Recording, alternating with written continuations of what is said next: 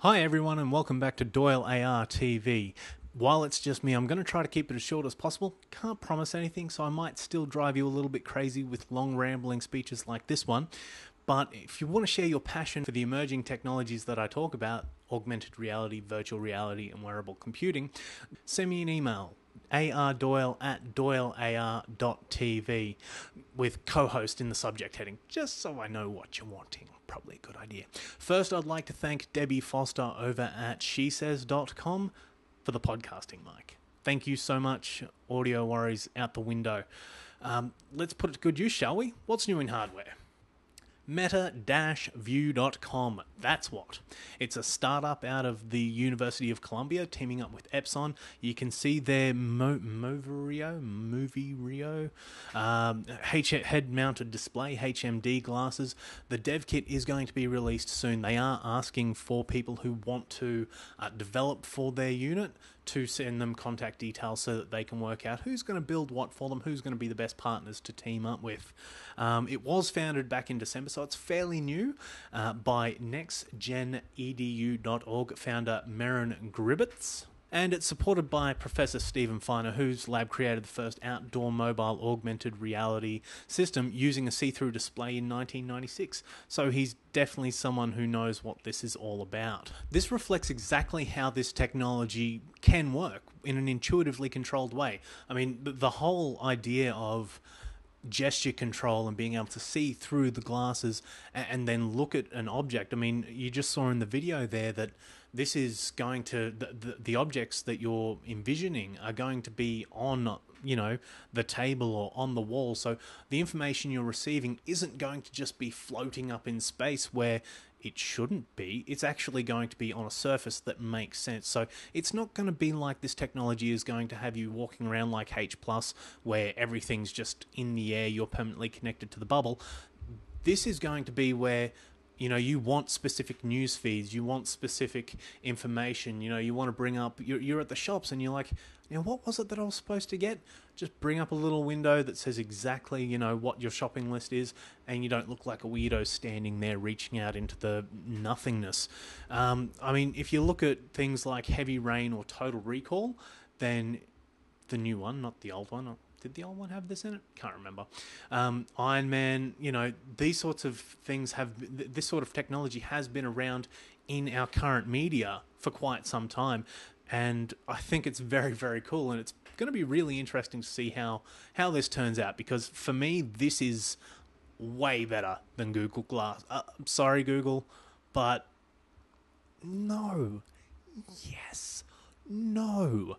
Yes. Exactly what it's going to be. So, what else is new?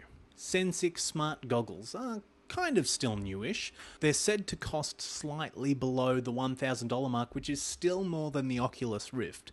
And the thing with Sensix is, if you look at the stuff that they've done in the past, it's very high quality, very aimed at industrial technology applications. So you expect a high quality thing from them. The funniest thing I've found actually is on their website they say, why smart goggles? Existing virtual reality goggles are mindless. They are like a monitor on your head. Huh? That's not like a monitor on your head.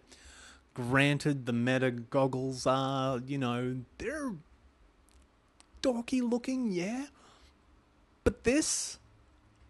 Okay, stop. Oh, sorry. This is more aimed at virtual reality. The other one's aimed at augmented reality. But seriously, guys, this is still... You've got a freaking mount at the back that stops the balance from tipping off. How is that better than... Alright, anyway, moving along. What else is kind of new? Maybe new? Rumoured to be new? CNET reported that, amongst others, rumours of an Apple smartwatch. Look out, iWatch. I mean, if you look at the way that they're saying this is going to work, then this is going to be the new cool thing. I mean, look at how much real estate you've got on your wrist. From front to back, you've actually got that much room. You can't do it the other way, but think about it. If they could wrap they've reported to say that it's done with Corning's Willow glass, and if they could wrap that, and give you that much screen real estate, that's bigger than a phone. That would probably... come close to, with the curvature, probably come close to the size of Galaxy Note 2, and that's huge. So this is a really good move by Apple to kind of go, hey, wait a minute, you guys are trying to work on the smartwatch thing, which is cool, but we're going to do it better. As much as I hate to say it, Apple, when they come up with something, they do it the right way, and this is going to be great. I mean, I'd buy it over the iWatch, without a doubt. And I guess people keep saying time and time again that, you know, every time an iPhone release comes out, whether it's an iPhone 5, 5S, you know, whatever their next incremental upgrade is, everyone keeps going, it's the same thing. You know, what are you doing? What are you doing that's new? What are you doing that's wowing us? So is this time for Apple to change their business model? Are they going to, this new smartwatch, kind of give everyone that additional screen? And I'm going to go on a little bit of a tangent, which I do. The whole idea of integrated reality, where you've got surfaces and objects interacting in a technological, you know, informative manner. If you doing something on your phone, you can, you know, pick up your iPad and all of a sudden that data is transferred. It's like, you know, if you integrate the whole NFC thing into it, so, you know, you can transfer from one device to another, pick up the phone, you know, you look at that, it's this person calling, you go, yeah, right, FaceTime, start it there, go get your phone, you know, you've got all the iPad, whatever you're more comfortable with. That's going to be the way to do it. You know, this is going to, the next step in this technology is to incorporate it into the household and really kind of make everything gel. I was really hoping Google were going to do it and do it the right way, because they've already, you know, got that whole Nexus name, Nexus being home, kind of base, central thing. Yeah, I was hoping that they'd do it because they've got the snazzy name for it. Apple, hurry up and make this, please, so that I can buy it. I will come back to you, sadly. So, what's new in software? Latest news out of Blip AR. They've come through with the whole BlackBerry 10 launch. They're saying, BB, take over me. Take over.me. Not the same thing, but meh. So what this is that they've kind of given the Android and Apple users an app which lets them see how the BlackBerry 10 experience works on their phone. So, yeah, work, not work, I don't know. I think it's a cool idea. I also think the whole bringing augmented reality to a business-focused device such as the BlackBerry is a really great idea, because the whole thing about augmented reality is to get more information. That's what it's there for. You know, you enhance the reality that you've got to get more detail out of it. So, you know, if you pull out your BlackBerry, you're looking at a finance report or whatever you business type people do, you know, you hold it up, it gives you more details. You can get more information as, you know, how recent that report is, what the new data is. You know, you get all these little tweaks, bits and pieces, which is really great. I also love the interface that they've done through the app. You know, it kind of shows you the features of the BlackBerry 10, which is really cool. Will this bring people back to BlackBerry? Nope.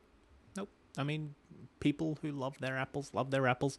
People who love their Androids love their Androids, except for me. I'll go back if they bring out the Glass Watch. What else is new? It's not really new, but PlayStation are getting into the mix of augmented reality gaming with their Book of Spells. I think they're calling it the Playbook. What it allows kids in this instance to do is to go through, and their big thing is Harry Potter and the Book of Spells. Hooray! They're allowing kids to, you know, link up to the PlayStation, as you can see on the example, get their book out, and as they go over the book with their little wand thing, it's going to teach them how to perform magic spells and fill their heads with other stuff that doesn't exist, which is cool because they're kids, and if it did exist, it would be cool if we were adults too. But yeah, sorry to be a downer. Looks awesome. I love the whole, you know, that they did it kind of ish with the whole little monsters thing where you put them on the podium and they fight. Not really the same thing. I mean, it's kind of, but it's all just saying, yes, this is plugged in. We are now this monster. This is completely different because you can load up different books. You can get different Wonder Book. There we go. Not Playbook. You can get different spells. You can, you can get different books. You can get different, types of things. I mean, for adults, they could do this as a recipe thing, like a Master Chef, My Kitchen Rules. No takers. We'll see. We'll see what happens. I mean, it is great to get there. We've got the PlayStation 4 hopefully being announced in next week, I believe, 23rd of February from all reports. Hopefully that comes out and we get some more information from that, and that'll be cool too. But yeah, if you can integrate that into something that the slightly older generation could get into, make it a little bit more practical, and that would be pretty cool too. Hey, stop. Playbook. NFL. Let's go with that. You're a head coach, you've got the playbook in front of you, you pick a play that players run. The play, we can tweak it. NFL 2015. Come at me. Tell me. What you got? What's cool? The US military is developing multi-focus augmented reality contact lenses. Hell yes! Not cool that it's military. I know.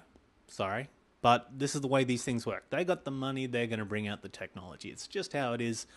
Hated at the start, and when it comes out to us in 2014, love it. This is going to be really cool. It's just cool, the fact that it can be done. I mean, they're saying that you've got the contact lens on, then you've got a heads-up display over that, and the lens is working out where you're looking and changing the focus. You don't even need that. Guys, hey, I've got your answer right here. You've already got eye tracking stuff on some of these. I think it was Nokia did a research thing. I've linked to the video before. Their research department is actually tracking your eyes through the glasses that you're wearing. If you're doing that, you should be able to tell where your pupils are currently focusing.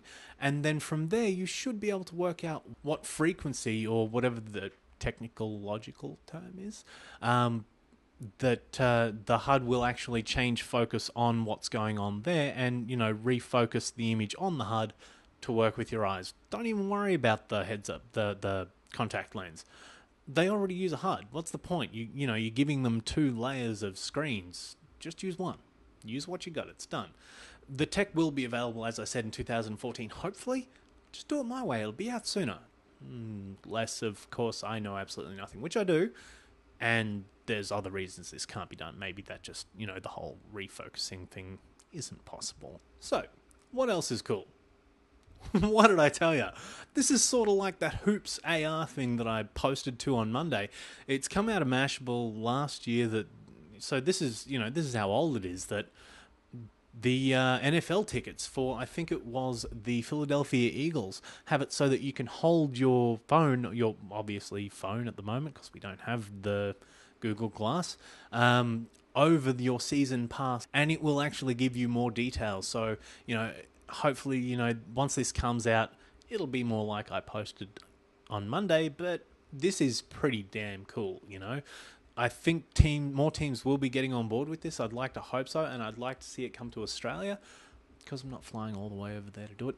Or, actually, here's the thing. Anyone who was an Eagles season pass holder last year, please send it to me. Get in contact with me. Send an email. Make a comment on the blog or whatever. Just let me know that you've got it. You don't need it. Take a photo. Just please let me play. Enough begging. What's new in AR? Gimme more. This is in New York on February the 21st at 6 p.m. their time, not my time. This is said to be a hands-on approach to getting people to design new media for augmented reality. This would be fantastic to go to, and if anyone, I know there are people going, so if anyone going watches this, let me know, get in contact, give me a brief, give me a rundown, link me to wherever you've done your summary of what actually went on. I will be looking into follow-ups and see what I can find out about what happened. But it looks really cool. It looks like there are some designers going that are giving the audience a chance to actually participate in creating new media for augmented reality. So this is one of those innovative type meetups, which is really, really cool. What else? The IEEE Virtual Reality Conference is coming up in Orlando, Florida on the 16th to the 23rd of March. It's got a host of panels, workshops, and tutorials on virtual reality. This is a VR-focused thing. If you're in the Orlando, Florida area, go down and check it out if you love virtual reality. Hopefully there'll be a bit more Sensix / Oculus Rift news. That'd be cool. So we'll see what comes out of there. What's not happening that maybe should? This guy's playing StarCraft 2 on a holy mackerel sized touchpad. Now, that's cool. Don't get me wrong. At first I saw this, I was like, oh my god, This is crazy. I mean, the whole Surface interface, it's going to be great. I mean, could you imagine playing poker on that? You cars, look around. It'd be so cool, but it's more interactive. I mean, yes, okay, it's still, you've still got the trackpad to the right and the keyboard to the left, but it's kind of the whole integrated reality into it. Go back and watch the Corning Day Made of Glass or Day Made of Glass 2, and I think there's even a 3 now, where you've got these surfaces where you can put the phone down, the phone call, the video call transfers to that, you move it around, you pass it on to someone else. This is what I was talking about before with the whole MetaView thing. This is going to be cool. I mean, it's almost as cool as this. This is Evolus. This is cool. It's not StarCraft 2. Don't care. This is awesome. Being able to actually control your units with the whole screen being there.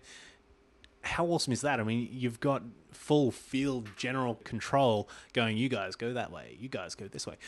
This is cool. This is gaming. This is real-time strategy gaming as it should be.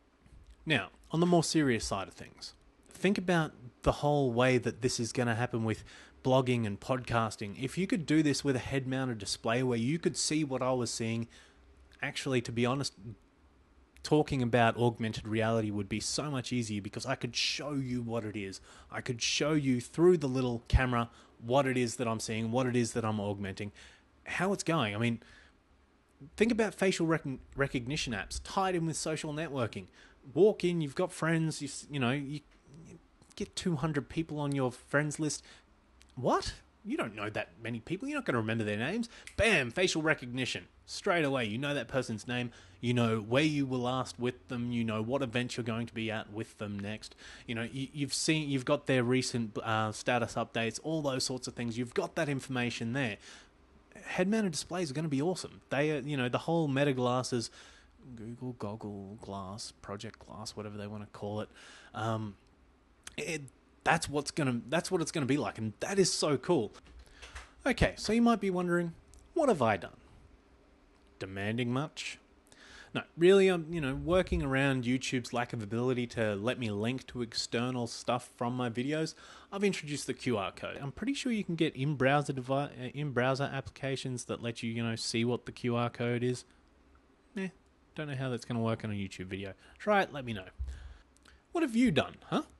Still no idea. Get in contact and let me know. Email ardoyle@doylear.tv, @doyleartv on Twitter, doyleartv on Facebook, and just search for doylear.tv on YouTube and Google+.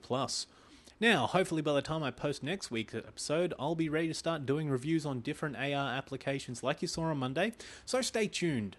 Until next time, AR Doyle out.